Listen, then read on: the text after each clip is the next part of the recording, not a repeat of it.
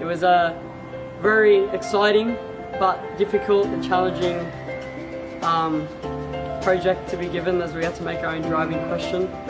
We had to collaborate with students in Manatech High in the USA, and this was a very surreal experience, knowing that you had partners working in the US. So our project was really fun. Everybody who participated in it enjoyed it, and we could see that the teachers really liked how we had a really unique idea. So our highs on this project was our practical, and our practical consisted of us filming a dog, his dog, which is Tyson. In this project, some of the highs that we had were that we actually got to visit Vision Australia with my partner Sai, and we got to perform experiments with some vision impaired people, and that really helped our project. So we're very thankful for the school that we got that opportunity, and also our mentor teachers. To do this, we gave primary school children a pre-test about teleportation, made them watch a video, and then gave them a post-test about to see how much they had learned. And We looked at wormholes, and we wanted to try and look at wormholes, but it was a bit of a problem considering that wormholes are not something that you can test. So we thought of doing something which involved wormholes, so we did something where we tested people's perception of physics and if we could change it through the idea of wormholes.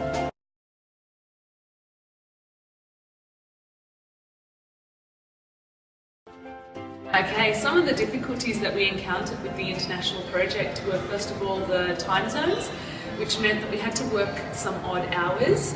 However, this was easily overcome by using Skype and Google Hangout and just adjusting for the times. Both sides really do need to be flexible though. Another problem that we had was the writing of an assessment rubric. In terms of looking at what was important for assessment, both schools had different expectations. This difficulty, I think, was overcome by looking at the deliverable and combining our expectations and perhaps just reforming old expectations into new ones. Right, so I've just had the great opportunity of working for 10 weeks on an international collaboration on a bridge project. What we saw mainly as one of the highlights is just how much the boys have actually learnt throughout the whole 10 weeks. All of the different types of technologies that they came across, which were difficulties at first, but basically the boys looked at it as a challenge and something to learn.